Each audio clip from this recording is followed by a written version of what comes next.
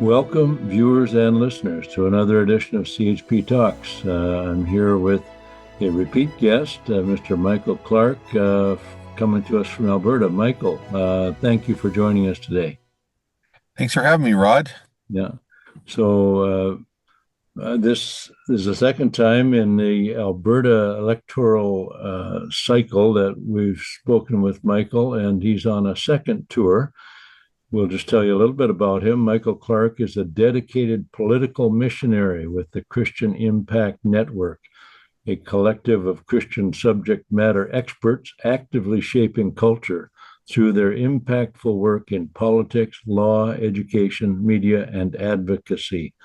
Under Michael's leadership, CIN has championed initiatives that bridge faith and public life, fostering meaningful dialogue and practical solutions to some of Canada's most pressing challenges. And you can find his website at christianimpactnetwork.com. And today, Michael is coming to us from Red Deer, Alberta, one of a number of Alberta cities that Michael and his wife Danielle are visiting with a message of hope and urgency, inspiring Albertans to send good men and women of faith and integrity to municipal and school trustee offices in the upcoming municipal elections. So, Michael, I see you're in your car, so you're going from city to city, and thank you for taking the time, you and your wife, for taking the time to share what you're doing with our viewers and listeners. So, Yeah, we're in the car. We're in Red Deer right now, and well, thank you guys also because I think CHP federally was an incredible motivation for me to kind of. I joke around that we're CHP municipal division, and because when I started it, I saw what you guys had pioneered and the faithfulness that you executed and how you took theology and you put it to use in the real world. And you guys are a great example. And when we first started, that's what I was telling people. I'm just trying to be CHP municipally. So thank you for what you're doing. well, you've been involved in federal, municipal, and provincial politics. You're kind of on inside track. You seem to know a lot of what's going on across the country. And since I last spoke with you directly through CHP Talks, well, we followed up that conversation with several events in, well, I was at two of your events in what month was that? July. July. In Red Deer and Westlock, and now you are doing a repeat tour. And between between then and now, you have been to Newfoundland to help with their municipal election. So, before we get back to Alberta, tell us a little bit about Newfoundland, how that went. Yeah, it was wonderful. I just felt just just compelled to go. They're also having a municipal election and a provincial election actually this month. So we felt that it was a little harder. Things had opened up really well for us in Alberta. The connections, the political like MPs, MLAs, dozens of mayors and councilors and pastors, churches, different denominations were all opening up in Alberta, and we had nothing in Newfoundland. So I messaged all my contacts. I think I messaged you. I messaged heads of denominations. I messaged heads of ministries. Nobody really had any connections in Newfoundland. Well, I'm like, what's going on? I know there's people there. I know there's Christians there. So we just felt compelled. And I love, Rod, I love the challenge. Um, quick story I had a Christian products company in my 20s and we were pretty successful. We got into 15,000 stores in 60 countries. But when I was first starting, we crossed into the United States and everyone said, go sell your Christian products in like Texas or Tennessee. And I was like, nah, I'm going to New York City. If you can make it there, you can make it anywhere. So I love the challenge. It's like, tell me where I shouldn't go. and that's probably where we should go as Christians. So yeah, we went to Newfoundland, and it just opened up. I met this amazing guy named Jeremy. He's the president of Campaign Life Coalition in Newfoundland, and he's doing such amazing work there. He opened doors all over the place. I was able to speak with three of the conservative MPs that are Christian there. They also opened up some doors. So yeah, we had a great trip there, traveled across the island, uh, did our presentation and tried to recruit Christians, and then we prayed for them. And exciting news. They had their municipal election this week. I haven't checked all the people that signed up with us, but two of them won. Wow. Two of them won, and I think it was Springdale, Newfoundland. And you know what? The crazy part is, Rod, and you're in federal, so you know this. Um, Often, like if we're being honest, federals, without a miracle, federal is often already like set who's going to win, especially in Alberta. It's rare that there's an upset or something. But municipally, it can be a dozen votes. And I looked at the standings, and this one Christian candidate got in by something like 20 votes. Okay. So it's people can have such a great impact, helping and working and running at the municipal level. Well, what people don't realize, many people don't realize the importance of municipal politics. School boards and municipal councils often are historically in recent decades, the ultra left has been taking those municipalities and school boards and dominating with their far left ideology. And it's just a matter, I think, it's not that they really represent the views of the people, but the people who vote for them seem to get out the vote better. And Christians really need, and all people of good integrity and good intentions need to realize that if they don't show up and support the good candidates, they're not going to get the results they wish they had. A lot of federal policies have been dictated first at the municipal level. And then courts have backed up, sort of some bad decisions made by municipal councils. Pretty soon the provinces adopt the same thing. And so I think it's absolutely critical what you're doing to remind good people in Alberta that they need to get out and vote for good people. First of all, your first tour was, I think you had a 12-city tour. I don't know if you may have been to more places than that, but It got to 13. okay. Well, anyway, there was an amazing goal to even get to 12 cities in Alberta, getting people to sign up to run for office.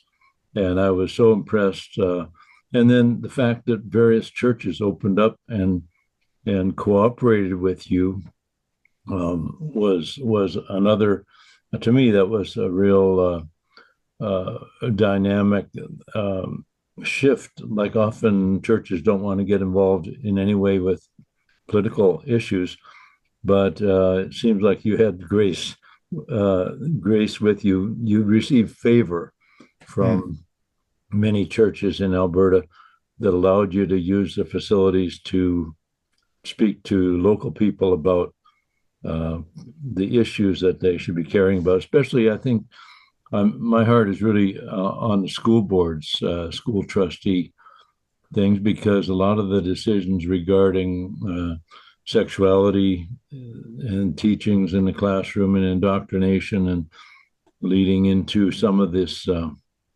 gender confusion, which is being promoted by actually local school boards and provincial directives. So anyway, thank you for what you're doing. What it has been like. No, so now you're in Alberta.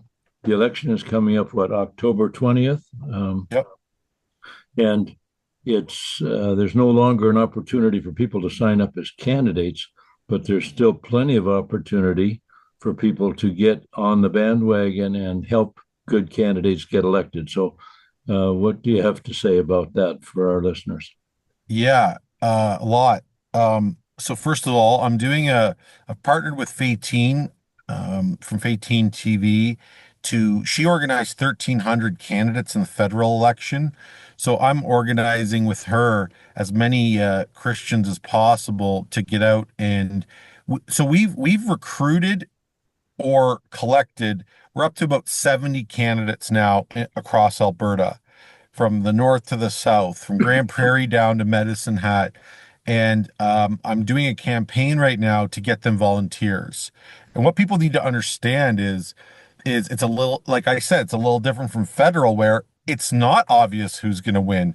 Most races in municipals, especially rural areas, like it can literally be a dozen votes. So we believe that our theory is there is enough Christians in most areas that we can get Christians elected. Now, that's an encouragement to CHP federally too. Like there is enough Christians to get CHP elected. Obviously, we all have some work to do to figure out how do we get them voting, but so we're doing this campaign right now so if anyone's listening and they're like, I actually want to make a difference, one volunteer could make a difference in getting somebody over the edge. In I don't know what it's like for you, Rod, but like most of my life, you don't really think about municipal. Like, day of the election, you turn to your husband or wife and you say, who's even running in, Right. who do we, and you start looking on the website quickly. And you're like, I don't know. So, there's a tremendous opportunity. And you're right. It's become ideological. When I was growing up, like, what did a school board trustee do? Like, I don't know how many pencils we need for September for the classroom. Like, it didn't feel ideological. But now it's as you talk about in your shows, like it's full blown spiritual warfare. So, yeah, we're doing volunteers. We're trying to. And another thing is, and maybe CHP does this already, but election day, hey, go rent a bus. Go get this your church bus and go collect everybody. Because so many people they meant to vote. I've had times where I was like, meh, I'm not even gonna bother. Something's on TV I want to watch tonight. So, but if every Christian listening to this would go collect 10 people from their church, identify the Christian running, and and as you know, even things like one Saturday, go out for 4 hours, take your kids, get some exercise, and go door knock, go hand out literature. I never knew this probably before 5 years ago, Rod, that I didn't realize how impactful that sort of volunteering can be.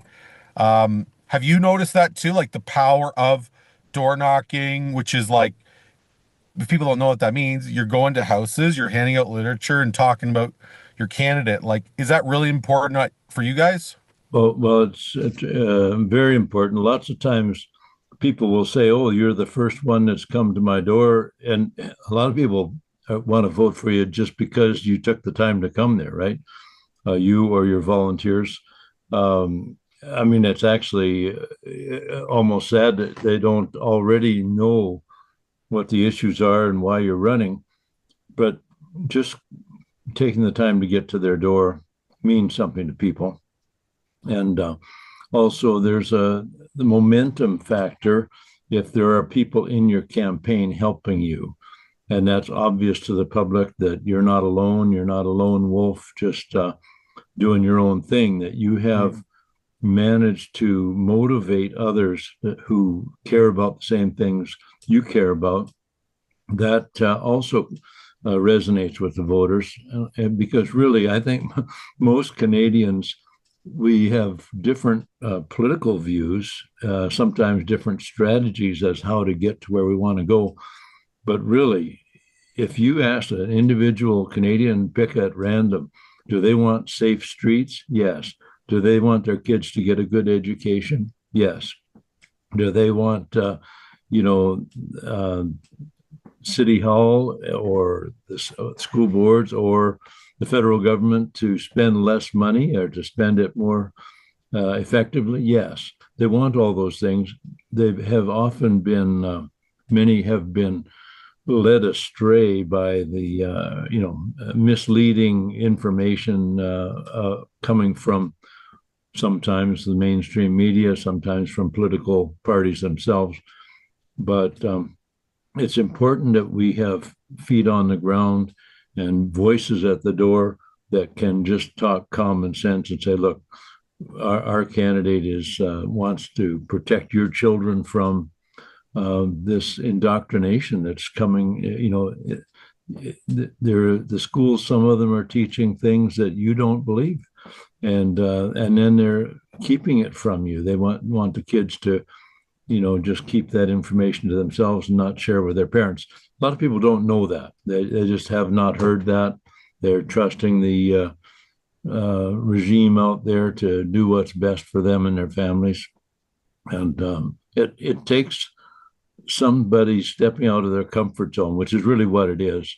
I think all of us have a little bit of, hesitation knocking on a door of someone we don't know and talking to them about issues that may or may not be divisive. But if you don't do it, who's going to do it? Right. If you just trust the mainstream media, well, that's what's been happening up until now, and we've been led down the garden path on that one. Totally. Yeah, and I think you mentioned you're working with Faitine Grasseshi. She's fantastic. I saw her recently at Calgary at the Reclaiming Conference, and she's been so involved both in educating the Christian community at large about the issues, and also she has stepped into the political realm, and she discovered, sadly in New Brunswick, that if she had had one more volunteer, she probably Mm. could have won. Because you could sort of put a number of votes attached to each volunteer, Yeah. and when she figured it out, she said, "Yeah, if I'd had one more volunteer, I might have had enough." Because she only lost by a couple hundred votes, right? Yeah, I think it was 180 votes. Otherwise, And she could have been a member of the Legislative Assembly of New Brunswick and making a difference at a high level. And we can't cry over spilled milk, but we want to educate people and motivate people to make a difference in the future. yeah, and she says that's one volunteer. I think of it as that's one church that voted. Municipal turnout rate's so low. Can you imagine, Rod? It was 100% in the church, whether it was federally, provincially, or municipally. If we all Christians are really good at whining about all the things they don't like in the newspaper, and downstream after the election years later they're so angry about the laws going on. It's like, well, did you help a Christian get elected? Did you volunteer? I mean, your listeners, CHP people, are probably pretty activated, but this is more for the broader church. We could get our people in. Other groups are organizing. Why aren't we? And one church could have possibly made the difference. There's churches with 300 people. So I think, the message you're trying to send to Canada and the message I'm sending, hey, Christians, get involved. And what's funny, Rod? Well, not funny, but what's happening right now. If I had told you 5 years ago, hey, Rod, they're talking about taking away charitable status in churches, you'd end the podcast and kick me off the show and say you're nuts, But a few months ago they did it in a committee, and now the rumor is it's coming out in the November federal budget. So maybe it's going to take something like that for people to realize, oh, maybe we should get involved as churches and as Christians to help shape the laws of our land, or else, Yeah, you know. exactly. Yeah, that's what people need to know. I'm just going to pull up for a second. I can have a glance at your schedule, and if I can just talk about that, and then we'll ask you how people can find out more about that. So you on this trip, this follow-up trip, where you're motivating volunteers to help candidates and encouraging candidates. You've been in Calgary, Airdrie, Tabor, and Red Deer. And tomorrow And night Medicine you'll be Hat. in Spruce Grove. Tuesday the 14th you'll be in Grand Prairie. Friday the 17th you'll be in Edmonton, and Saturday you'll be in Ponoka. Saturday the 18th, just before voting day. So you want to tell people how they can find out where those locations are and all Sure. that? On our website, christianimpactnetwork.com, right on the homepage, you just click the event registration. That will pull up every individual event poster, right? So we have the master tour poster with all the events, and we each one has its own poster. So we need to update it because we've added some more. So yeah, you're right. We did Calgary, Airdrie, Tabor, Medicine Hat, Red Deer. Spruce Grove is tomorrow, Grand Prairie, then Edmonton, and then we're back to Calgary at uh, a church on Sunday. We may be Sunday evening in Cochrane. We have confirmed a church in Lethbridge. We're just picking a date. And Drayton Valley, a church there, has also said yes.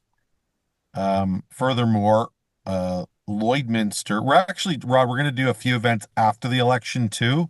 Like we Okay, can still pray for the people who got elected. We can sure. still pray for and do our event. So we're looking at Lloydminster, um, and then there's a few other churches like, hey, we can you come to ours while you're still here?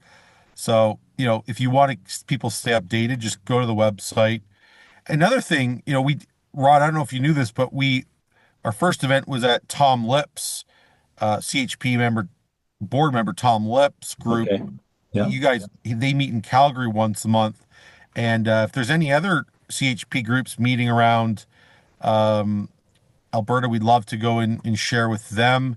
It doesn't have to be formal in a church. We can meet in someone's house, a barbecue or yeah. something, but just throwing that out. Sure. Yeah, Tom mentioned that last night on our national board meeting. We had a Zoom meeting last night, and Tom mentioned what a blessing it was to have you at his event, their event there. So, well, God bless you. Again, Christian Impact Network dot is that com? Com.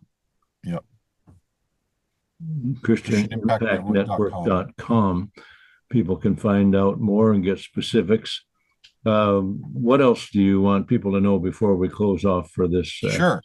episode? First of all, come out. Um, Come out and pray and seek the Lord for the future of Alberta. That's the main purpose. Find out where there's a location and come to the event. That's one. I'd also say, yeah, if you know of a church in your area, we still have some spots to fill. Let us know and we can come and do this event there. Um, Pray for the candidates. Like I said, we have 70 Christian candidates now that are boldly stepping out. They had to agree to some stuff to join our group, and so pray for their victory, for their courage, and also yeah, if you know anyone else, like I figure there's another 150 Christian candidates running. It just takes time. I mean, there's no list on the internet, Yeah, of like right. so if you guys know of someone, message us, info at christianimpactnetwork.com if you have any helpful information for us. Obviously we could use donations. We run it out of our own, we don't have a big organization behind us. It's just me and Danielle's, we're putting everything into it we can. So go to the website to do that. And again, volunteer sign up on our website or Fate Teens website. If you want to go out for an afternoon, for an evening, and you want to support a bona fide Christian candidate, they're all over the province. So, get some exercise, get some sunshine and come out. Finally, I leave with this point. We are in the midst of creating a program called the David and Goliath program. And I'd love if people sign up and follow us. We can give you information. But here's what happened, Rod. I met with the Christian Legal Fellowship, Youth for Christ, Campaign Life Coalition, um, OCHEC, which is your AHIA out here, and a couple other organizations, Christian lawyers and MPs, and they're all going to help me take 13 to 19-year olds and kind of create a program where we can walk with youth and systematically disciple them and develop them to become future politicians. You're going to need new CHP candidates one Yeah, day, you know, absolutely. future lawyers, and Western Standard was on the call too, to help create new influencers and journalists, and then Christian advocacy. If we want to get serious, and I joke around, Rod, that I know what it's like to be in last place. I come from Toronto, so we know what it's like to be at the bottom of. We haven't won the Stanley Cup in a long time, but what do you do if you're in the professional sports and you want to rebuild? You go to the draft, you know. So I feel super strongly that if we can systematically develop thousands of young people across the country. Liberty Coalition worked with Josh Alexander, and he was awesome. Well, we need 1,000 Josh Alexanders across the country. So, sign up to hear more about that. I look forward to talking to you about that. The Billy Graham headquarters in Calgary agreed to host this in Calgary. So, we want to do this all across the country. If you want to be involved, if you guys want to help, reach out. Wonderful. Well, that's super. Michael Clark doing his second tour of Alberta, and Danielle, it's just so wonderful that your wife is able to accompany you on this trip. And I know There's one more thing I want to add, if that's okay. Lord willing, when we're done in Alberta, New Brunswick is having a municipal election in May. We want to go into a 50 church tour of Alberta and of New Brunswick and come up with 100 Christian candidates there. We want to see a Christian running in every single race in the country and winning. So please be praying for that. If you got any listeners in New Brunswick, reach out. We need help. We need candidates. We need churches. And then next fall, Ontario, British Columbia, and Manitoba and parts of Saskatchewan are doing this as well. We want to do another 100 churches all across these areas. So CHP guys, if you want to, help us some way, we need it. Yeah, well, this is you've got a big schedule ahead of you, Michael. God be with you, watch over you, keep you safe on the road, provide for your needs, and protect you from the demonic forces that you are challenging in the high places. So God be with you. Thank you for sharing with our viewers and listeners, and wish you all the best in the rest of your tour of Alberta. And thank you for your friendship, Rod. I hope you live another 50 years and you're the leader of CHP, and you live to see when CHP has 30, 40, 50 people elected into the House of Commons. I think it's very right to have an NDP of the right, a Christian, God-honoring party. You guys are the right guys to do it, and I want to help however I can to see that come to fruition. Well, thank you so much, and God bless you, and we'll talk after the election again. Thank you. Okay, sounds good. Bye-bye.